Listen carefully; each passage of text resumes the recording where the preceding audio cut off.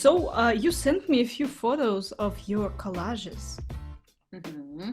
So I'd like to know a little bit more about it. It seems like for you it's a really um, important hobby or something that has a special meaning. So I'd like to learn more about that. I started many years ago, kind of by accident, because I didn't see myself as a very creative person, and I don't have any like painting skills or drawing skills. I can't do any of those things. But I had that need to express myself, and suddenly, like by complete accident, I was flicking through a magazine. So I started cutting some bits out, and then suddenly I realized that some of them apply to me. So then I decided to create a self-portrait out of all the things that I cut out. So there were some phrases, some words, some pictures that I felt represented me. And when I put it on one big poster, oh my God, I just loved it. It was amazing. Like, is that really me? A lot of it still applies. A lot of it represents my values that stayed with me throughout my life. So I've been very consistent with it. So it's a nice thing to look back on and see yourself. Do you still have this first collage? Yeah. Yeah. Oh, cool. And you also sent me some photos that show you in this strange state. What happened to you? What was the story about this?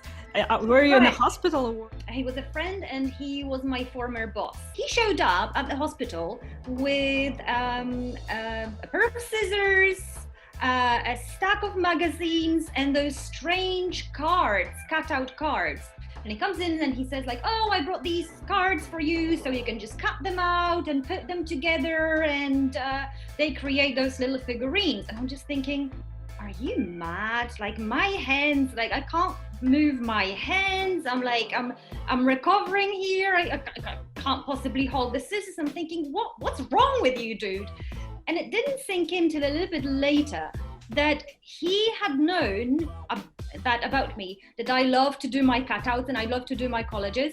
But for him, it's an absolute mental thing. Like he associated it with like, psychos who cut out letters from magazines and then send those letters to whoever, right? With warnings and threats and stuff.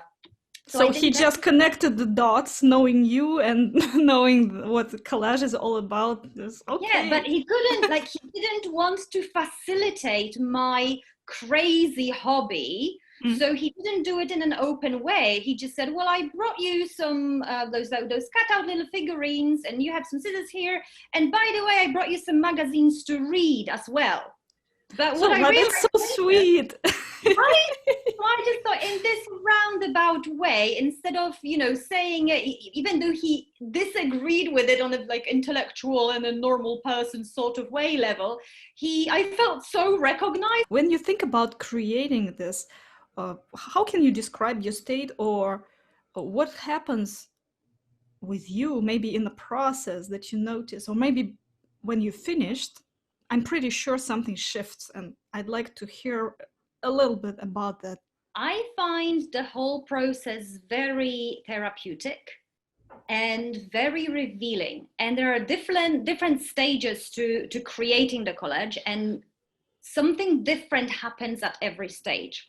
So let me talk you through the stages. Yes. And what happens in them. So the first stage would be like, have an awesome mother who understands your thing and welcomes you with a stack of magazines every time you come to visit. So that would be the first thing.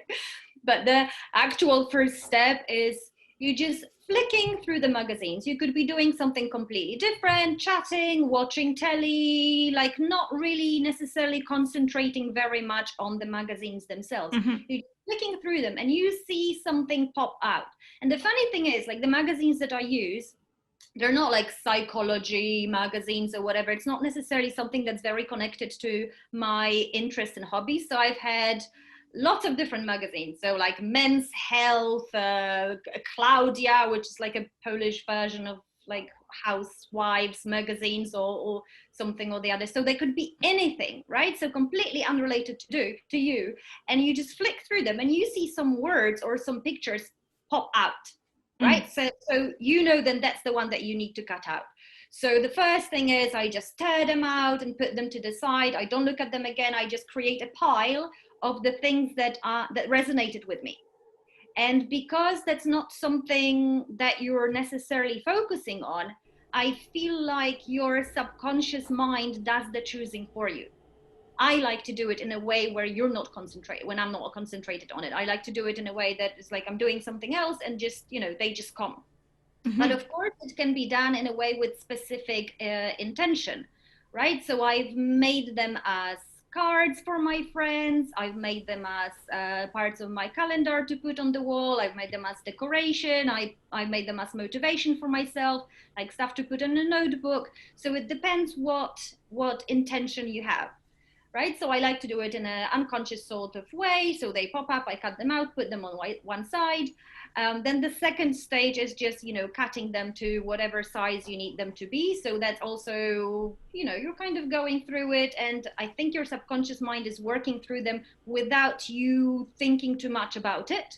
So again, like your whole not thinking brain is engaged in the situation. The next level would be to just put them together according to the category or a theme or whatever it is that you're doing. And in the photos that you have, you see those crazy photos where there is my pillow in the middle, and then like a huge, like half of the floor of the room is taken by those cutouts, and they are in specific order or categories that fit together for me. And then you concentrate on them so hard, because you figure out, should I put it here, should I put it here, how does it match like with color, how does it match with shape, how does it match with the space that I've got for it, how does it match with the meaning, how does it match when it creates the whole sentence or the whole message. So then you're like very, very in depth